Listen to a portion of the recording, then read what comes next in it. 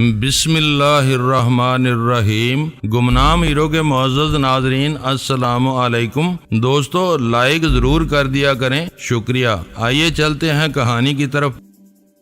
اس کے آدمی الفا کی لاش کے ساتھ نیشنل اسٹیڈیم کے قریب اس کا انتظار کر رہے تھے۔ قریبی پولیس چوکی سے ایک پارٹی جائے واردات پر پہنچ چکی تھی۔ اگر جلال کو وہاں پہنچنے میں تاخیر ہوتی تو رسمی کارروائیوں کے ضمن میں گڑبڑ ہونے کے امکانات تھے۔ وہ جہانگیر کی بازیابی کے لیے اپنی بہترین امیدوں کا اظہار کرتا ہوا اسٹیڈیم کی طرف روانہ ہو گیا۔ ویرا نے اس طرف کا ایک چکر لگانے کا خیال ظاہر کیا تو جلال نے اسے سختی سے منع کر دیا۔ اس کی رائے میں ہم میں سے کسی کا وہاں پایا جانا مناسب نہیں تھا۔ اسے یقین تھا کہ ٹام کو واپسی پر الفا کو اپنے ساتھ لے جانا تھا، لیکن اس کی گاڑی حرکت میں آتے ہی امریکی رائفل کے برسٹ کے بجائے فضا میں اکلوتے فائر اور الفا کی ہولناک چیخ کی آواز گونجنے کے سبب اسے گڑبڑ کا احساس ہو گیا اور وہ رکے بغیر اس علاقے سے نکلتا چلا گیا۔ حالات و واقعات کے پیش نظر یہ خدشہ باقی تھا کہ کچھ وقت گزارنے کے بعد وہ دوبارہ وہاں لوٹ کر اصل صورت احوال جاننے کی کوشش کرے۔ اگر وہ ویرا کو وہاں منڈلاتا ہوا دیکھ لیتا تو اس کے لیے نئی مشکلات پیدا ہو سکتی تھیں۔ خدا کر کے ناکامیوں کا حصار ٹوٹا ہے۔ جلال کے چلے جانے کے بعد غزالہ نے تشکر امیز لہجے میں کہا، اب جہانگیر کے بارے میں بھی کوئی اچھی خبر آ جائے تو اس خوشی کا لطف دوبالا ہو جائے گا۔ میں نے جلال کو پہلی بار اتنا خوش دیکھا ہے۔ اس قسم کے واقعات میں لمبی تحقیقات چلتی ہیں، بہت سے مشتبہ افراد پکڑے اور پھر چھوڑے جاتے ہیں اور کچھ عرصے بعد فائلیں سرد خانے کی زینت بن جاتی ہیں، اصل مجرم کبھی ہاتھ نہیں آتے۔ میں نے کہا، اس پس منظر میں آج کا واقعہ ناقابل فراموش ہے۔ مجھے توقع نہیں تھی کہ الفا اتنی آسانی سے چوہے دان میں پھنس جائے گا۔ یہ برا ہوا کہ ٹام سے تمہارا رابطہ ختم ہو گیا۔ ویرا سگریٹ سلگاتے ہوئے بولی، اب ہمیں ان کے عزائم کے بارے میں کچھ پتہ نہیں چل سکے گا۔ وہ کاٹھ کی ہانڈی تھی جو بہت دیر تک چڑھی رہی۔ میں نے جواب دیا، یہ قصہ بہت پہلے ختم ہو جانا چاہیے تھا، لیکن نک اور گیری کی حماقتوں کی وجہ سے چلتا رہا۔ اب بھی ٹام کو یہ شبہ نہیں ہوا تھا کہ تم کرنل داور نہیں ہو۔ سلطان شاہ نے مجھ سے تصدیق چاہی، وہ آخر تک اس فریب سے نہیں نکل سکا۔ میں نے ہنس کر کہا، ان کے بارے میں بہت زیادہ جاننے کی کیا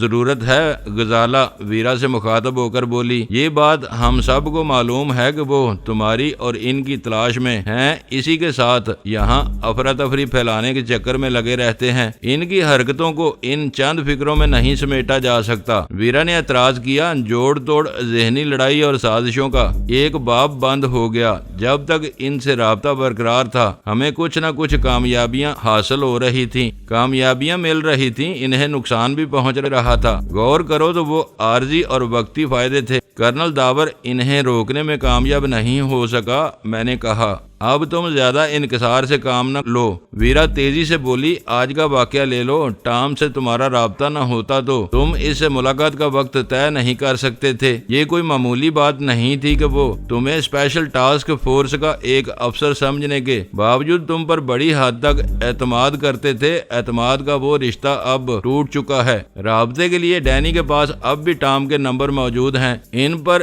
اس سے ہر وقت رابطہ قائم کیا جا سکتا ہے۔ سلطان شاہ نے کہا، تم نے میرے آخری جملے پر دھیان نہیں دیا۔ ویرا ہلکے سے غصے سے بولی، اب سب کچھ ہے مگر ان کا اعتماد ختم ہو چکا ہے۔ اب شاید وہ کرنل داور سے بات کرنا بھی پسند نہیں کرے گا۔ بات ختم ہو گئی، میں نے سوچتے ہوئے کہا، لیکن وہ دل کی بات نہیں کرے گا۔ میں بھی یہی کہہ رہی ہوں۔ ابھی تو وہ اس چکر میں ہوگا کہ اسٹیڈیم میں اچانک کیا ہو گیا۔ یہ معاملہ آسانی سے اس کی سمجھ میں نہیں آ سکے گا۔ ہو سکتا ہے کہ وہ تفصیل خریدنے کے لیے آپ کو فون کر لے۔ غزالہ بولی، یہ ناممکن ہے۔ اس کی آخری گفتگو نفرت اور غصے سے بھرپور تھی۔ وہ بھول کر بھی مجھ سے رابطہ کرنے میں پہل نہیں کرے گا۔ سوبراج کوبرا کے روپ میں ان لوگوں کا بہت مددگار تھا۔ ویرا کو یکایک نئی بات یاد آ گئی۔ وہ کہہ رہی تھی، انہیں سامنے آنے کی ضرورت نہیں پڑتی تھی، زبان ہلاتے تھے اور وہ مقامی لوگوں کی مدد سے کام کروا لیتا تھا۔ اب ان کے پاس فیلڈ فورس کا قحط تھا۔ یہ انتہا ہے کہ آج راہ کے ایک ایجنٹ کو وہ براہ راست میدان میں لے آئے اور اس سے ہاتھ دھو بیٹھے۔ نفری کا یہ بحران انہیں مفلوج کر کے رکھ لے گا۔ ان کے بارے میں سوچ کر خود کو ہلکان مت کرو۔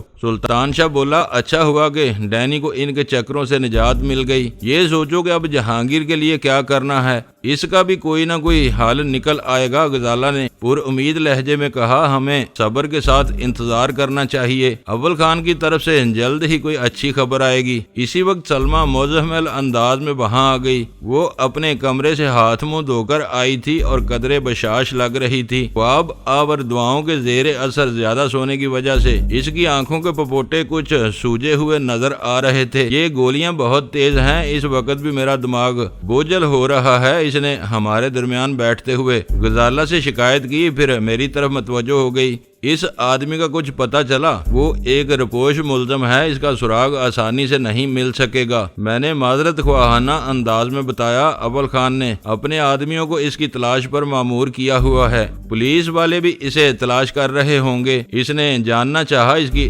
دھیمی آواز میں عجیب سا کرب پنہاں تھا۔ انہیں بھی شامل کر لیا گیا ہے؟ میں نے سر جھکا کر جھوٹ بولا، میں سلمیٰ کی اس امید کی تردید کرنے کی ہمت نہیں کر سکا تھا۔ میرے جواب پر ویرا نے چونک کر میری طرف دیکھا، مگر بات سمجھ کر نظریں جھکا لیں۔ پولیس والوں کے طریقہ کار اور اس کے بارے میں میرے تحفظات پر پہلے ہی تفصیلی بات ہو چکی تھی۔ سلمیٰ کی پریشان خیالی کی وجہ سے وہ نکات اس کے ذہن سے نکل گئے تھے، اس لیے میں نے نئے سرے سے پوری بات دہرانے کی بجائے اس کی ہاں میں ہاں ملانی ضروری سمجھی تھی۔ اس شکستہ دل عورت کے لیے اس کا شوہر ہی سب کچھ تھا، سسرال نام کو بھی نہیں تھے، میکے والے لاہور میں تھے۔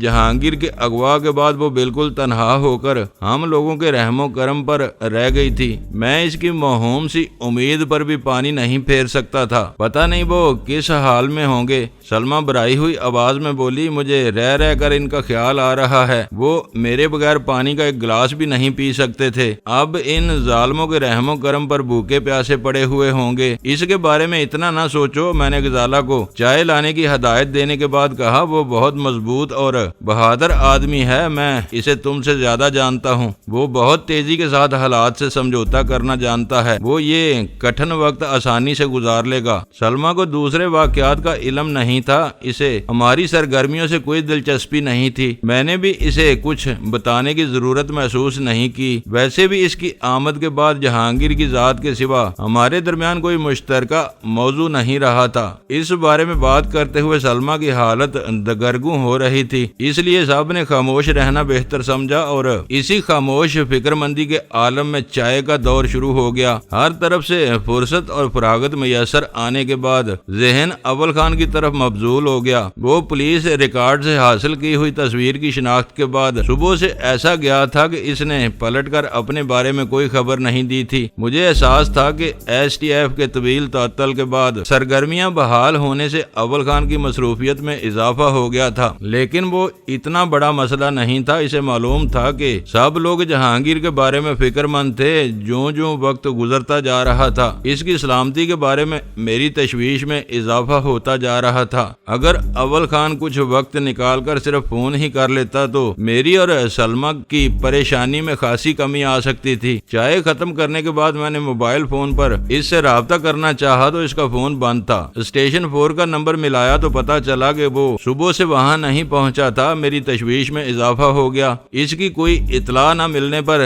دوسری بھی فکرمند نظر آنے لگے تھے۔ میرے لیے زیادہ دیر تک سلمیٰ کے ساتھ بیٹھنا مشکل ہو رہا تھا، جب بھی اس سے نگاہیں چار ہو رہی تھیں میں اندر سے خود کو اس کا مجرم محسوس کر رہا تھا۔ اسے چپ لگی ہوئی تھی، مگر اس کی نگاہوں میں ایک ہی سوال بسا ہوا تھا جس کا میرے پاس کوئی جواب نہیں تھا۔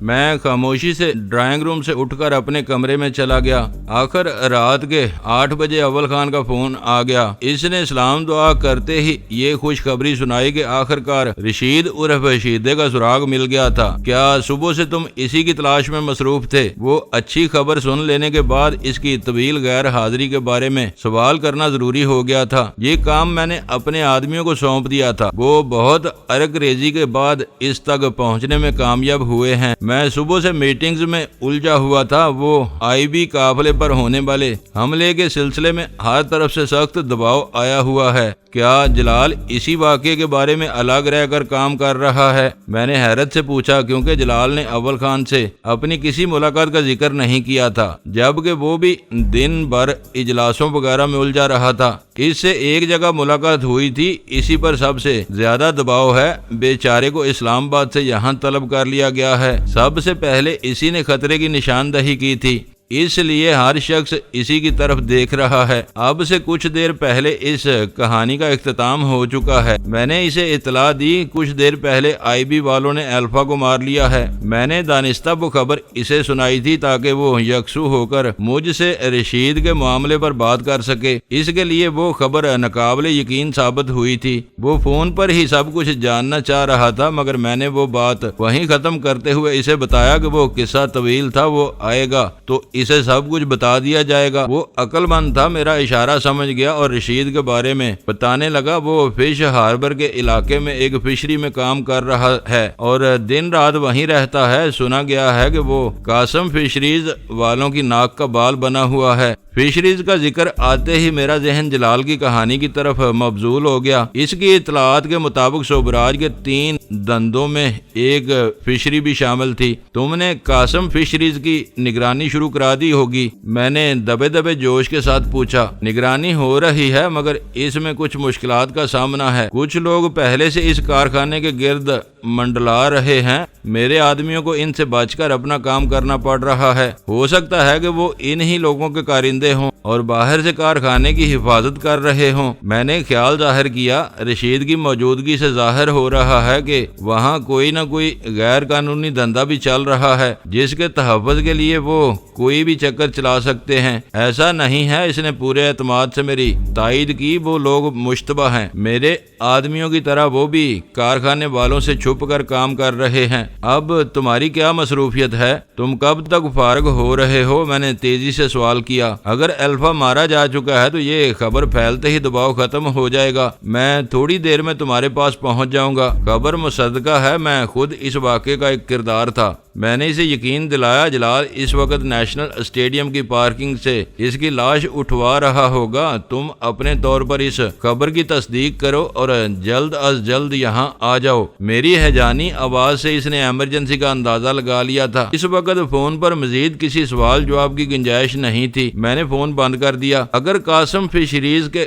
گرد منڈلانے والے مشتبہ آدمی مجرموں کے ساتھی نہیں تھے تو پھر وہ آئی بی کے اہلکار ہی ہو سکتے تھے۔ جلال بتا چکا تھا کہ اس نے فوری طور پر صوبراج کے 3 کاروباری اداروں کے خلاف کریک ڈاؤن کا فیصلہ کر لیا تھا، جن میں سے ایک مچھلیوں وغیرہ کی برآمد میں مصروف تھا، لیکن مجھے اس ادارے کا نام معلوم نہیں تھا۔ اگر قاسم فشریز کا نام جلال کی فہرست میں شامل تھا تو اس سے میرا فوری رابطہ ناگزیر ہو گیا تھا۔ آئی بی والوں کو قاسم فشریز کے خلاف کارروائی سے روکنا ضروری تھا تاکہ میں اول خان کے تعاون سے محتاط اور بھرپور کارروائی کر کے جہانگیر کو ان کے چنگل سے نکال سکوں۔ آئی بی والے جہانگیر کے پورے قصے سے بے خبر تھے۔ ان کی ذرا سی بے احتیاطی کے نتیجے میں جہانگیر کی زندگی خطرے میں پڑ سکتی تھی۔ مسئلہ بہت سنگین اور فوری اہمیت کا حامل تھا۔ جلال مجھے پہلے ہی اپنے عزائم سے آگاہ کر چکا تھا۔ اگر نیشنل اسٹیڈیم کے قریب الفا کی ہلاکت کا سنسنی خیز واقعہ رونما نہ ہوا ہوتا تو شاید اس کی پوری توجہ ان مشکوک کاروباری اداروں پر مرکوز رہتی جو اس کی معلومات کے مطابق صوبراج کے کالے دھن سے چل رہے تھے۔ ان اداروں کو چلانے والے دوسرے لوگ تھے، لیکن ان کے پیچھے صوبراج کا ذہن اور سرمایہ کام کر رہا تھا۔ جلال واقعی تیزی سے کام کر رہا تھا۔ اس کی فہرست میں ایک ریکروٹنگ ایجنسی اور دوسری کلیئرنگ اینڈ فارورڈنگ فرم کے ساتھ ایک فشری کا نام بھی شامل تھا۔ مجھے اس فشری کا نام معلوم نہیں ہو سکا تھا، لیکن اول خان سے بات ہونے کے بعد اندازہ ہو رہا تھا کہ وہ قاسم فشریز ہی ہو سکتی تھی۔ جلال نے صوبراج کی آمدنی کے وسائل پر کام کرتے ہوئے قاسم فشریز تک رسائی حاصل کی تھی۔ اول خان کے آدمی رشید عرف شیدے کا کھوج لگاتے ہوئے وہاں پہنچے تھے۔ آثار یہ بتا رہے تھے کہ وہ دونوں ٹیمیں پوری رازداری کے ساتھ اپنے اپنے طور پر قاسم فشریز پر دعویٰ بولنے کی تیاری کر رہی تھیں۔ اگر فوری طور پر ان دونوں میں سے ایک فریق کو نہ نہ روکا جاتا تو غالب امکان یہ نظر آ رہا تھا کہ دشمن پر چڑھائی کرتے ہوئے وہ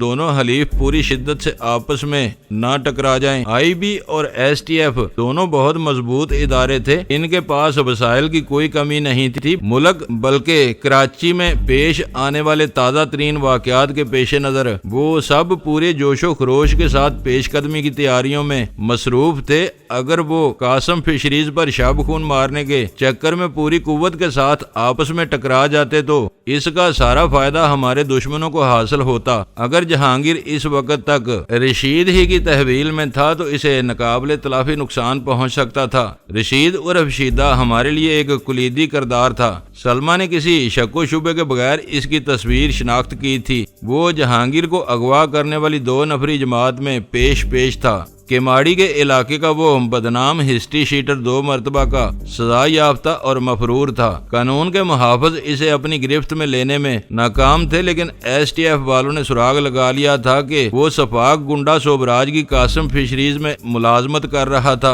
اگر جہانگیر کو قاسم فشریز میں قید نہیں کیا گیا تھا تب بھی رشید پر ہاتھ ڈال کر اس سے یہ معلوم کیا جا سکتا تھا کہ اس نے جہانگیر کو اغوا کرنے کے بعد کس کے حوالے کیا تھا۔ اس وقت جلال نیشنل اسٹیڈیم کے علاقے میں الفا کے چکر میں الجھا ہوا تھا۔ وہ بہت بڑا واقعہ تھا۔ ملک کے کسی مقتدر شخص کے خلاف بدترین دہشت گردی کرنے والے کو بہت کم وقت میں کیفر کردار تک پہنچا دیا گیا تھا۔ اس کا صحرا جلال اور اس کے محکمے کے سار تھا۔ مجھے اندازہ تھا کہ اعلیٰ ترین ریاستی افسران اور میڈیا کے جونک جیسے کارکنوں کے ہجوم میں وہ ہر ایک کی توجہ کا مرکز بنا ہوا ہوگا۔ ایسی صورت میں اس سے فون پر کوئی تفصیلی بات نہیں کی جا سکتی تھی۔ بہتر یہی تھا کہ میں خود وہاں جا کر اس سے مل لیتا۔ گھر سے نیشنل اسٹیڈیم کا فاصلہ مختصر ہونے کی وجہ سے وہ مرحلہ دشوار نہیں تھا۔ اس وقت میں اپنے کمرے میں اکیلا تھا کیونکہ غزالہ مسلسل سلمہ کی دیکھ بھال اور دل جوئی میں لگی ہوئی تھی۔ جب سے سلمہ ہمارے گھر آئی تھی غزالہ پر ذمہ داری کا بوجھ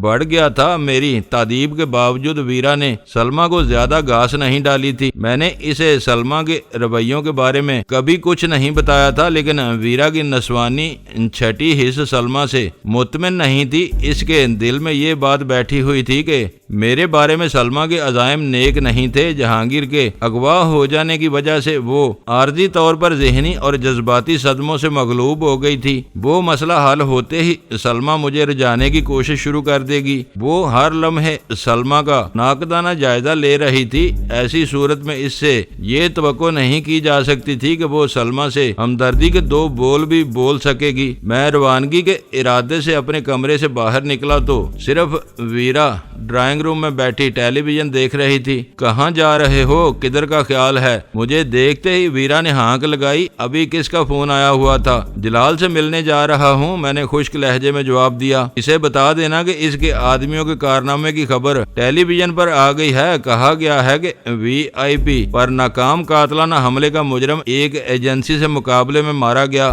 اس نے اپنی جگہ چھوڑے بغیر ہلکے سے طنزیہ لہجے میں بتایا۔ یہاں یہ عجیب بات ہے کہ خبر کو خبر نہیں رہنے دیا جاتا، انا کا مسئلہ بنا لیا جاتا ہے۔ بری خبروں کو سرے سے دبا دیا جاتا ہے یا پھر گھنٹوں بعد مبہم الفاظ میں تھوڑا بہت بتا دیا جاتا ہے۔ مجھے حیرت ہے کہ آج کی اچھی خبر بہت تیزی سے ٹیلی ویژن اسکرین کی زینت بنی ہے۔ مرنے والے کے بارے میں کیا بتایا گیا ہے؟ میں نے رک کر سوال کیا۔ مجھے خوشی ہوئی کہ اس نے وقت گزاری کے دوران کام کی وہ خبر سن لی تھی۔ فی الحال اسے ایک غیر ملکی دہشت گرد کا نام دیا گیا ہے۔ وہ مسکراتے ہوئے بولی، راہ کے ایجنٹوں کا یوں بے نام و نشان مر جانا ہی بہتر ہے۔ ویسے بھی آئی بی کے نشانچی نے الفا کی کھوپڑی اڑا دی تھی۔ بغیر چہرے والی لاش کو پہچاننا بہت مشکل ہوتا ہے۔ ویرا کی بات بڑی حد تک درست تھی۔ ٹام نے مجھے بتایا تھا کہ جھاڑیوں میں چھپے ہوئے مسلح شخص نے اشارے سے بتا دیا تھا کہ میں نے ہی اسے نیو خان ہوٹل میں گھیرنے کی کوشش کی تھی۔ یوں مجھے پتا چل گیا کہ ٹام کا ساتھی صرف اور صرف الفا تھا۔ دوسری طرف جلال کے آدمیوں نے اسے ٹام کی گاڑی میں دیکھ کر پہچانا تھا۔ انہوں نے چارلی کے بتائے ہوئے حلیے کی بنا پر الفا کو شناخت کیا تھا۔ ان دونوں باتوں کا اظہار قطعی ضروری نہیں تھا۔ مرنے والے کا بے نام و نشان رہنا ہی سب سے بہتر تھا۔ ہمارے سوا صرف ٹام اس کی اصلیت پر روشنی ڈال سکتا تھا۔ الفا کی لاش کے ساتھ बरामद होने वाली अमेरिकी साख्ता राइफल और अल्फा के फिंगर प्रिंट्स ये साबित करने के लिए काफी थे कि ड्रग रोड रेलवे स्टेशन की छत पर से वीवीआईपी मोटरकैड पर इसी ने हमला किया था। वो सब सामने की बातें थीं। आने वाला वक्त इन्हें आसानी से साबित कर देता,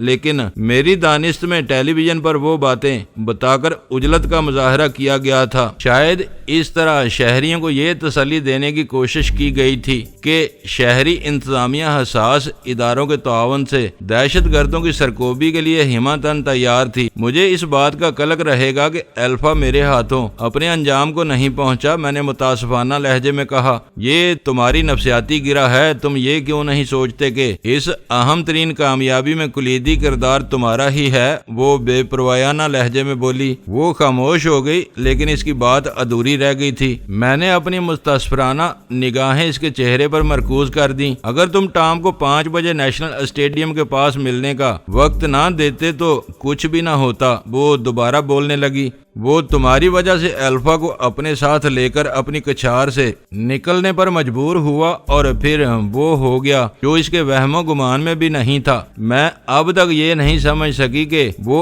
अल्फा को अपने साथ क्यों लेकर आया था। अगर तुमको मारना था तो इसके लिए अल्फा की मौजूदगी जरूरी नहीं थी। ये काम वो खुद ज्यादा आसानी से कर सकता था। तुमने हर नुक्ते पर गौर नहीं किया। मैंने कहा, वो मेरी यानी कर्नल दावर की तरफ से शुबहात में मुब्तला हो चुका था और अपने इस तजब्ज़ब को दूर करने चाहता था। जब अल्फा ने झाड़ियों में से इशारा करके इसे ये बताया कि मैंने ही इसे न्यू खान होटल में हरासा किया था तो टॉम का जहन साफ हो गया। इसे यकीन हो गया कि शोभराज ने कर्नल दावर से राह के 2 एजेंटों की मुखबरी की होगी, वरना शहर में कोई और इन दोनों की नकलो हरकत से बाखबर नहीं था। मुझे शोभराज का साथी तस्वर करते हुए इसने अपना आखिरी फैसला कर लिया। अब बात वाज़ेह हो गई। तुम इसके नजदीक दोहरी मुजरम थे।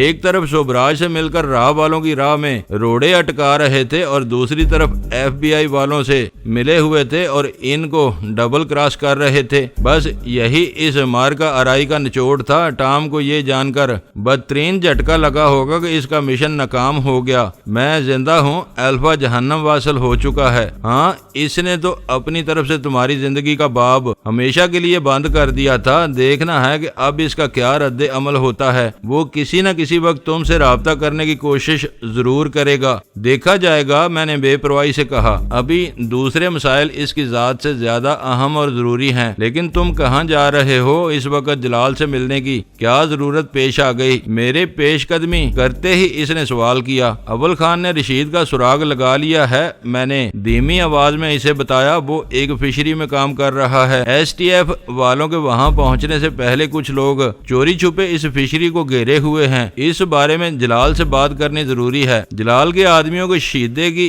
बनक कैसे मिल गई? वीरा ने हैरत से पूछा। तुमने तो इसकी शनाख्त का मामला पुलिस वालों से भी छुपाने का इरादा किया हुआ था। ये दूसरा चक्कर है। जलाल ने 3 ऐसे इदारों के खिलाफ क्रैकडाउन की तैयारी की हुई है जिनके मालिक बज़ाहिर दूसरे लोग हैं, लेकिन इनमें सरमायाकारी शोभराज की है। वो फिशरी भी इनमें शामिल है। हैरान कुन बात है, वीरा अपनी भवें चढ़ाकर बोली। तुम टॉम से मिलने के लिए गए और जलाल के आदमी पहले से इसके पीछे लगे हुए थे। नेशनल स्टेडियम में सब यकजा हो गए। अब भी वही सूरत हाल बनती हुई नजर आ रही है। अव्वल खान जहांगीर की वजह से शीदे के पीछे लगा हुआ है। जलाल ने शोभराज के माली मफादात पर कारी ज़रब लगाने का इरादा किया हुआ है और दोनों ही की तवज्जो इस फिशरी पर मरकूज है। ये हैरत की बात नहीं है। मुजरम मुश्तरक हो तो हर सिमत से की जाने वाली छानबीन एक ही रास्ते की निशानदही करती है। फिलहाल इस बारे में किसी से बात करने की जरूरत नहीं। मैं थोड़ी देर में वापस आता हूँ। वीरा को वो हदायत देकर मैं